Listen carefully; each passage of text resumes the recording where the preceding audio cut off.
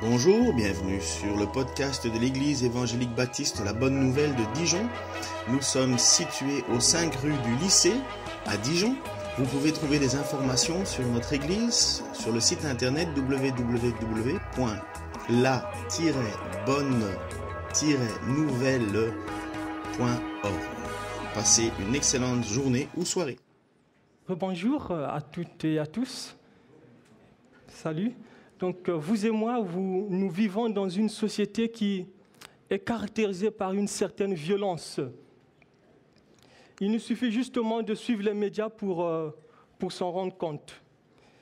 En décembre 2020, j'étais justement en train de suivre les actualités.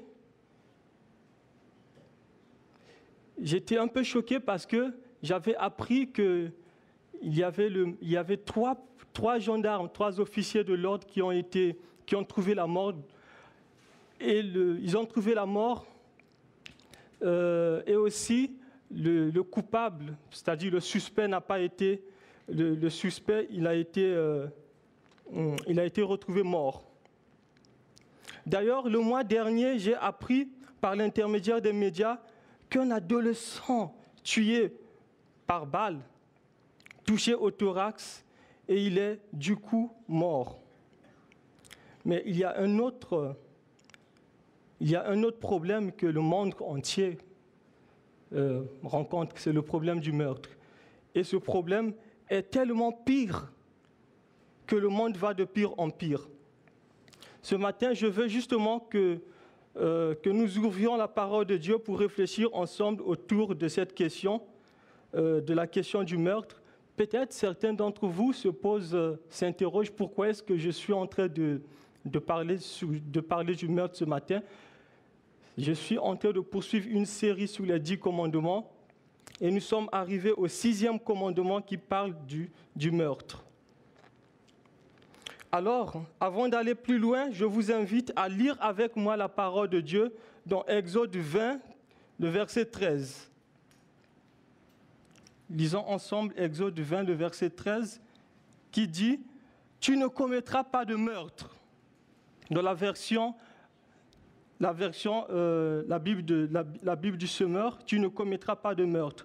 Alors, j'ai trouvé bon de découper mon message en 5 points. Le premier point que nous allons aborder, c'est que le meurtre est interdit. Le premier point. Le deuxième point que je veux bien aborder, c'est que le meurtre est puni. Troisième point, le meurtre involontaire est pardonné. Quatrième point, le meurtre est le fruit de la haine et de la colère. Et je vais finir avec un dernier point que j'ai reformulé comme étant le meurtre étant le contraste de l'amour. Le commandement dit « Tu ne commettras pas de meurtre ». Cela veut dire que le meurtre est interdit, comme mon premier point, je l'ai souligné. En hébreu, le mot « meurtre » renvoie à un homicide criminel, qu'il soit volontaire ou involontaire. De façon simple, c'est justement le fait d'ôter la vie d'un innocent, que soit par ruse, par méchanceté ou bien par intérêt personnel. Et ce commandement, ce 6e commandement, interdit premièrement à Israël d'ôter la vie, de commettre un meurtre. Ce commandement nous concerne aussi. Dieu nous demande par ce commandement de ne pas commettre un meurtre. Si Dieu interdit à l'homme de tuer son prochain ou d'assassiner son prochain, c'est parce que Dieu accorde une importance capitale à la vie humaine. C'est Dieu qui est l'auteur de la vie. Étant l'auteur de la vie, l'homme n'a pas le droit d'ôter, c'est-à-dire n'a pas le droit de porter atteinte à ce cadeau merveilleux que Dieu donne à l'homme qui est la vie.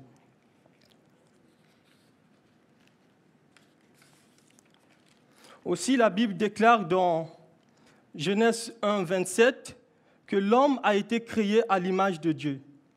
Genèse 9, 6 également nous le redit. Alors, prendre la vie d'un être humain, c'est porter atteinte à l'image de Dieu. c'est suivre en fait les traces de Caïn qui était meurtrier, le premier meurtrier de l'histoire de l'humanité, qui par haine et par jalousie tua son propre petit frère Abel. Donc, Dieu interdit le meurtre, Dieu interdit également le suicide. Il ne nous revient pas de tuer quelqu'un, il ne nous revient pas également de prendre notre propre vie. Dieu interdit aussi de planifier un meurtre. Là, on parle d'assassinat. Dans 1 Roi 21, il se passe quelque chose d'horrible. Dans l'histoire d'Israël, une certaine organisation criminelle dans le royaume d'Israël au temps du roi Akab. Je vais résumer l'histoire. Je suis dans 1 Roi 21. C'est qu'un homme appelé Naboth avait une vigne. Un homme du nom de Naboth avait une vigne à côté du palais du roi Akab. Cette vigne était l'héritage qu'il avait eu de sa famille. Un jour, ce roi vint lui voir et lui dit « Cède-moi ta vigne pour que j'en fasse un joli jardin. Car cette vigne est près de ma maison, dit le roi. Et je te donnerai une autre vigne plus meilleure. Si tu veux, je te payerai même en argent. » Mais cet homme, pour conserver l'héritage de sa famille, il dit au roi, je ne peux pas te céder cette vigne, parce que cette vigne est l'héritage de la famille, de ma famille. Alors, ce roi rentra chez lui, tout triste et en colère. Il se jeta sur son lit, tourna son visage contre le mur et refusa même de manger. Jeûne forcé. Sa femme, Jézabel, vint le trouver et lui demanda « Pourquoi es-tu de si mauvaise humeur et refuses-tu de manger ?» Le roi lui répondit « J'ai parlé à Naboth et je lui ai proposé de lui acheter sa vigne ou, s'il préférait l'échange, lui remettre de l'argent, lui remettre une nouvelle vigne, une autre vigne, mais il a refusé. Il m'a interdit sa vigne. » Alors, sa femme, la femme du roi, il dit au roi, « Eh bien, c'est toi maintenant qui exerces la souveraineté sur Israël. Est-ce toi? Tu es le roi. Mange, réjouis-toi. Je vais m'en occuper. Je te donnerai la vigne de Naboth. » Alors, la femme du roi prit les faux témoins pour accuser faussement Naboth, disant « Naboth a maudit Dieu et le roi »,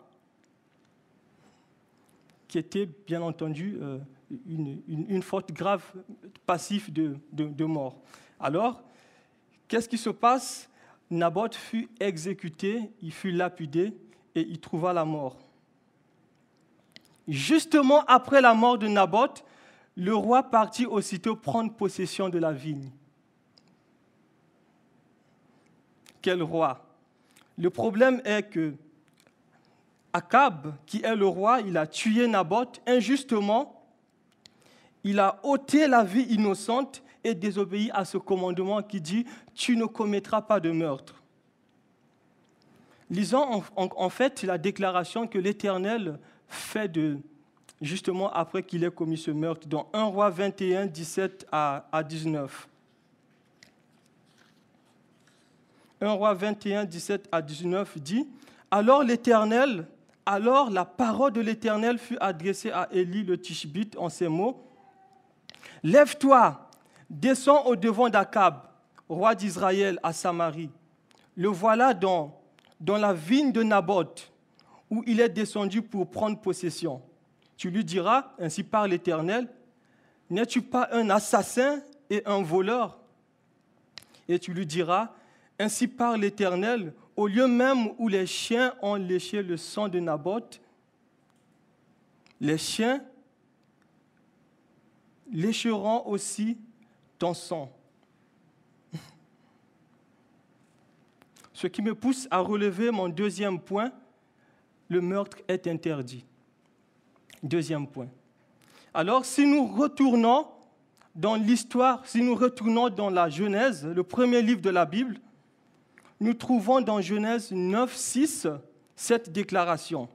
« Si quelqu'un verse le sang de l'homme par l'homme, son sang sera versé, car Dieu a fait l'homme à son image. » Ce verset institue en quelque sorte la peine de mort que devrait subir le meurtrier. La raison évoquée dans le verset que nous venons de lire, c'est quoi? C'est que l'homme a été fait à l'image de Dieu. Si l'homme a été fait à l'image de Dieu, par conséquent, celui qui porte atteinte à cette image, il ne peut pas rester impuni. Et quand on observe justement le livre de la Genèse, dans le livre de l'Exode plutôt, dans Exode 20, Dieu donne à Israël les 10 commandements. Et le chapitre qui suit, quand vous regardez le chapitre de l'Exode 21, à partir du verset 12, Dieu donne la peine de mort pour celui qui enfreint à ce commandement, c'est-à-dire celui qui tue son prochain. Et ça, on peut le voir dans Exode 21, le verset 12, ou dans Lévitique 24, le verset 17, qui dit ce qui suit. « Celui qui frappera un homme mortellement sera puni de mort. » Dieu met en place dans tous les pays les autorités. Il met en place les autorités. Celui qui ôte la vie d'un être humain, il passe généralement par un tribunal, il passe par la justice et il ne reste pas impuni. Et que se passe-t-il pour les rois s'ils font certaines choses en cachette? Si nous retournons dans l'histoire de la vigne, Akab, qui était le roi, c'était à lui en fait d'exercer la justice. Il s'est laissé corrompre davantage en allant jusqu'à ôter la vie d'un innocent sous la conduite de sa femme Jézabel. Il pensait se cacher justement devant les hommes, mais devant Dieu, on ne peut pas se cacher. On ne peut pas se cacher devant Dieu. Dieu voit tout, il sait tout en fait. Et il venge quand on verse le sang d'un innocent. Que dit la suite de l'histoire? Si nous retournons un peu dans 1 Roi 22, on retrouve, je résume la suite de l'histoire. Je résume le chapitre 22, un peu la partie qui nous intéresse. Akab, le roi, partit avec enthousiasme en guerre contre le roi de Syrie, pensant que la victoire serait à ses côtés. Alors, il partait en bataille. Le roi de Syrie donna cet ordre à 32 chefs de ses chars. Vous attaquerez ni petit, ni grand, mais seulement Akab, le roi. Alors le roi Akab fut frappé au combat, il chercha à prendre la fuite, mais il fut retenu dans le char. Son sang, le sang de sa blessure coula à l'intérieur du char et il mourut. Ainsi s'accomplit la parole de l'Éternel. Je veux qu'on regarde, justement, qu'on lise ensemble 1 Roi 22, 37 à 38, l'accomplissement de la parole de l'Éternel. Dans 1 Roi 22, 37 à 38, il est dit ce qui suit. « Ainsi mourut le roi Akab, qui fut ramené à Samarie, et on enterra le roi à Samarie. Lorsqu'on leva le char, lorsqu'on lava le char à l'étang de Samarie, les chiens léchèrent le sang d'Akab, et les prostituées s'y baignèrent, selon la parole que l'Éternel avait prononcée. » C'est Dieu qui est l'auteur de la vie. C'est Dieu qui est l'auteur de la vie. Il ne revient pas à l'homme de prendre la vie de son prochain. Même si les humains peuvent se cacher aux yeux des autres pour commettre les meurtres, pour commettre les assassinats, Dieu voit tout. Rien n'est caché devant sa face, absolument rien. Il y a un encouragement que l'apôtre Pierre donne aux chrétiens, à ceux qui appartiennent à Jésus. L'apôtre Pierre, il dit dans sa première épître, chapitre 4, que personne ne souffre comme meurtrier, En fait, un disciple de Christ ne doit pas être violent, en fait. Il doit être serein. Un disciple de Christ doit être serein. Troisième point que j'évoque par rapport à ça, c'est que le meurtre involontaire est pardonné. Troisième point. Dans Exode 21, 12 que nous avons lu, si on va jusqu'au verset 13, Dieu dit ce qui suit: « Celui qui frappera un homme mortellement sera puni de mort. » Le verset 12. Et le verset 13 ajoute ce qui suit: « S'il ne lui a point dressé d'embûche et que Dieu l'a fait tomber sous sa main, j'établirai un lieu où il pourra se réfugier. » C'est d'ailleurs pour cette raison que l'Éternel, Yahvé, va dire à Moïse de dire aux enfants d'Israël, quand ils vont entrer dans le pays de la promesse, le pays de Canaan, d'établir les villes de refuge. Et ça, on le retrouve dans Nombre 35. Donc, il devait établir les villes de refuge au nombre de 6. Pourquoi ?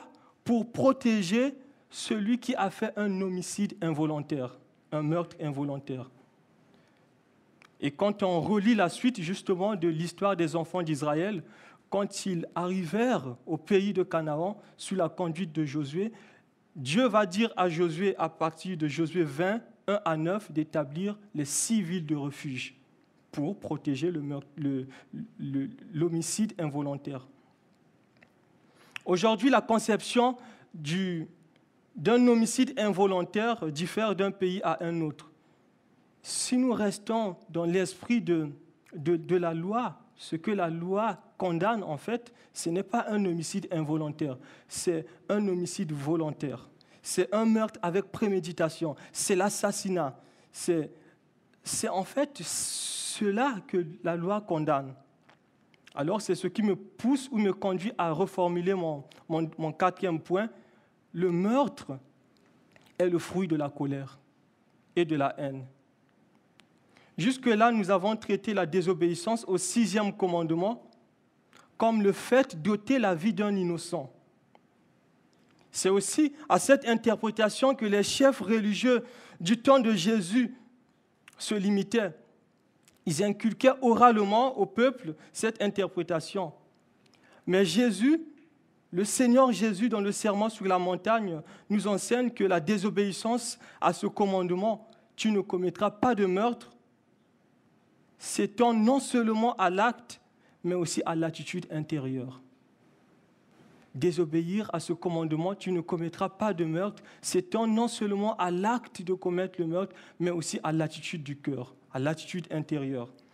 C'est ce qu'il dit dans sa parole, qu'on va revoir dans Matthieu 5, 21 à 26, le Sermon sur la montagne. Jésus dit: « Vous avez appris qu'il a été dit à vos ancêtres, tu ne commettras pas de meurtre. Si quelqu'un a commis un meurtre, il en répondra devant le tribunal. » Là, il cite la loi, en fait. « Eh bien, moi, je vous dis, celui qui se met en colère contre son frère sera traduit en justice. Celui qui lui dit « imbécile » passera devant le tribunal. Et celui qui le traite de fou est bon pour le feu de l'enfer. » Cette parole devient encore un peu pimentée. Dans Matthieu 5, du verset 21 jusqu'au verset 47, Matthieu 5, 21 à 47, Jésus prend 6 lois de l'Ancien Testament afin d'expliquer aux disciples le véritable sens de la loi. Jésus veut les emmener en fait à faire la différence entre la tradition orale et la loi de l'Éternel. La tradition orale inculquée par les chefs religieux et la loi de l'Éternel. Les chefs religieux enseignaient en fait que si quelqu'un ne passait pas à l'acte, c'est-à-dire au meurtre proprement dit, à l'homicide volontaire ou par préméditation, il ne commet pas un crime, il ne commet aucun crime. S'il ne commet aucun crime, donc il ne désobéit pas à la loi. C'est ce que les chefs religieux enseignaient. Jésus fait valoir que cette interprétation ne va pas aussi loin. Jésus fait valoir que cette herméneutique ne va pas aussi loin. Aussi, il met du doigt là où ça fait mal. Il met du doigt sur le véritable problème de l'être humain, la racine même du meurtre. Alors, interrogeons-nous véritablement sur cela. Mais d'où est-ce que les meurtres prennent-ils véritablement naissance? N'est-ce pas de la colère? N'est-ce pas dans la haine? N'est-ce pas dans le cœur de l'être humain, dans le cœur de l'homme? C'est dans le cœur que tout commence. Jésus est en train de dire que la colère, la haine qui conduit à l'acte est aussi condamnable que le fait d'enforcer le poignard. La haine et la colère est aussi condamnable que le fait de commettre carrément le meurtre. C'est d'ailleurs pour cette raison que l'apôtre Jean, dans sa première épître, 1 Jean 3,15, il va dire « Celui qui hait ou qui déteste son frère est un meurtrier. Et vous savez qu'aucun meurtrier n'a la vie éternelle demeurant en lui. » Celui qui déteste son frère ou celui qui hait son frère est un meurtrier. Et aucun meurtrier n'a la vie éternelle demeurant en lui. Oui. Jésus dit que ce n'est pas seulement le meurtre qu'il faut juger. Le véritable problème, c'est la colère, la haine. La colère, la haine qui est dans le cœur de l'homme et qui le pousse à commettre cet acte. La haine, la colère qui est dans le cœur de l'homme. D'où proviennent les intentions, les mauvaises choses, les mauvaises paroles, les mauvaises pensées. Mais c'est du cœur de l'homme que ça provient, tout ça. C'est du cœur de l'homme que ça provient. Non à la colère, non aux insultes. Jésus dit au verset 22b que celui qui dit à son frère ou à sa sœur « raka », c'est-à-dire imbécile ou crétin, c'est l'insulte en fait, c'est l'insulte. Jésus dit que celui-là devrait également passer devant le tribunal pour être jugé. Le verset 22b, pour être jugé. De la même manière que celui qui a commis un homicide, en fait. Celui qui insulte est passible de jugement, dit Jésus. Jésus va plus loin et il dit que celui qui traite son frère ou sa sœur d'imbécile, c'est-à-dire idiot ou fou, il est bon pour le feu de l'enfer. La suite du verset 22. Cela montre qu'une telle personne n'est pas régénérée. Cela montre qu'une telle personne n'est pas née de nouveau. Il mérite d'être jeté dans le feu de l'enfer, dit Jésus.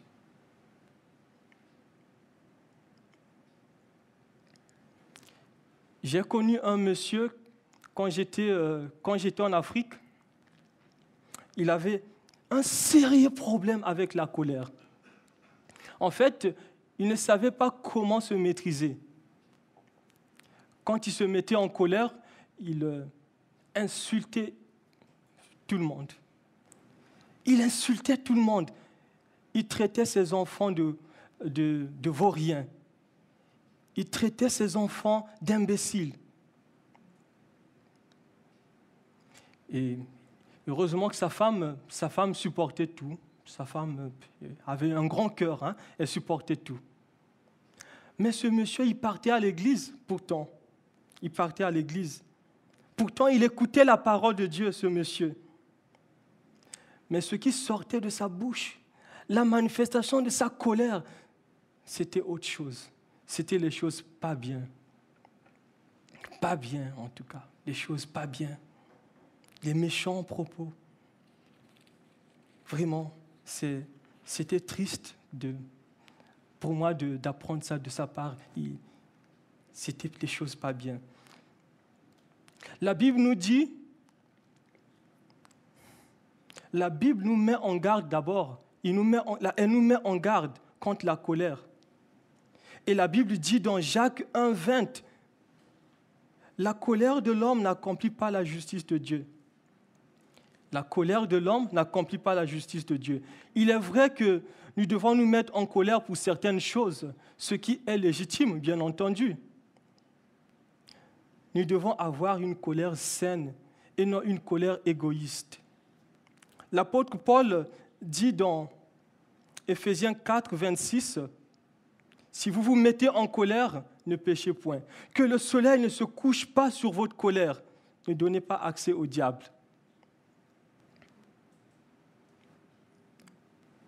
Peut-être tu es un peu trop colérique.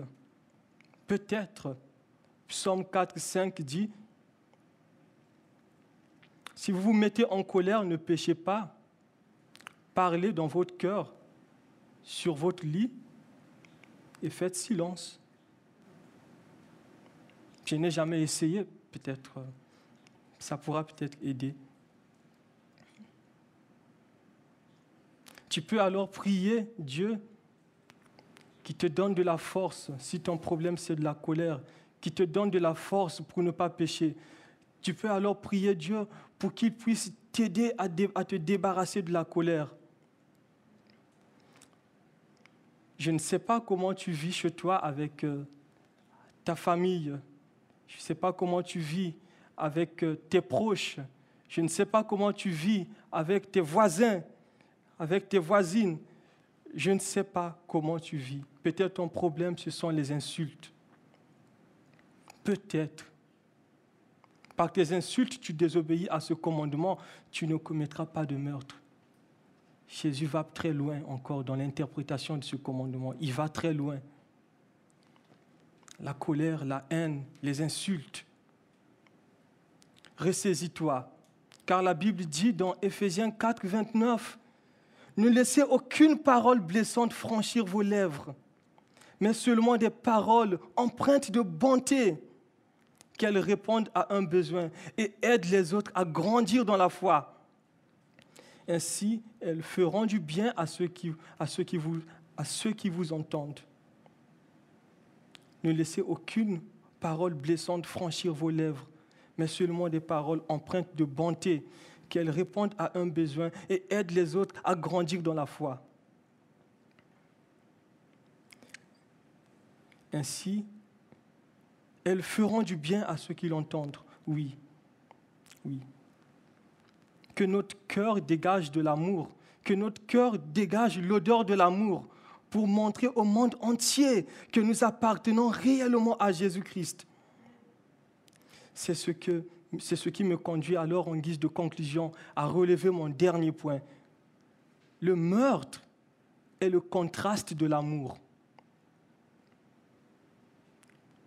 L'amour est le contraste du meurtre. La Bible dit dans Romains 13, 8 à 10, « Ne devez rien à personne, si ce n'est de vous aimer les uns les autres. Car celui qui aime les autres a accompli la loi. En effet, les commandements, tu ne commettras point de meurtre, tu ne tueras point, tu ne déroberas point, tu ne convoiteras point. » Et ce qu'il peut encore y avoir se résume dans cette parole. Tu aimeras ton prochain comme toi-même. L'amour ne fait pas de mal au prochain. L'amour est donc l'accomplissement de la loi. Oui, oui, chers frères et sœurs.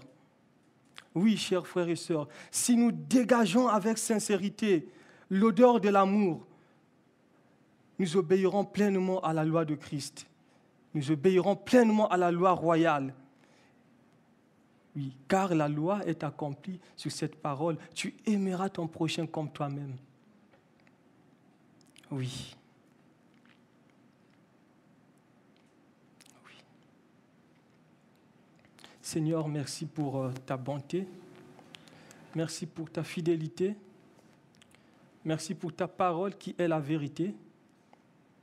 Alors, depuis plusieurs années, depuis un bout de temps, alors que je grandissais avec toi, dans ma conception du meurtre était justement de passer à l'acte, qui était le meurtre. Mais pour toi, ça va plus loin, Seigneur. Pour toi, ça va plus loin, Seigneur. Alors tu mets du doigt sur la colère, tu mets du doigt sur la haine. C'est du cœur que tu dis que tout cela provienne, Seigneur. Alors aide-nous vraiment à te faire davantage confiance.